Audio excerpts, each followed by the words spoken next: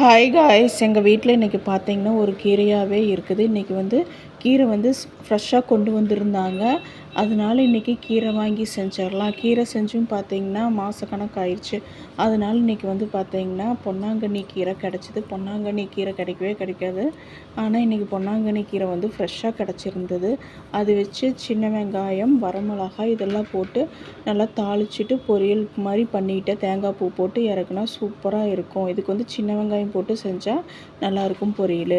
அப்புறம் பார்த்திங்கன்னா சிறுகீரை கிடச்சிருந்தது. அதை சிறுகீரை நான் கடைச்சிட்டேன். பருப்பெல்லாம் போட்டு கடையில் சும்மா நார்மலாக வேக வச்சு அப்படியே கடைஞ்சிட்டேன். லாஸ்ட்டில் பார்த்திங்கன்னா கடுகு, சீரகம், வெங்காயம் இதெல்லாம் போட்டு நல்லா 1க்கு 2 சின்ன வெங்காயம் நிறையா போட்டு தாளித்து இந்த கீரையில் கொட்டினா டேஸ்ட்டு சூப்பராக இருக்கும். அது இந்த தேங்காயில் தாளித்தா இது டேஸ்ட் சூப்பராக இருக்கும். அப்படி இதெல்லாம் செஞ்சுட்டோம். காலையில் டிஃபன் பார்த்திங்கன்னா உப்புமா தான் செஞ்சுருந்தேன். ஓகே காய்ஸ், இந்த வீடியோ பிடிச்சிருந்தா லைக், ஷேர், சப்ஸ்கிரைப் எல்லாருமே பண்ணிடுங்க.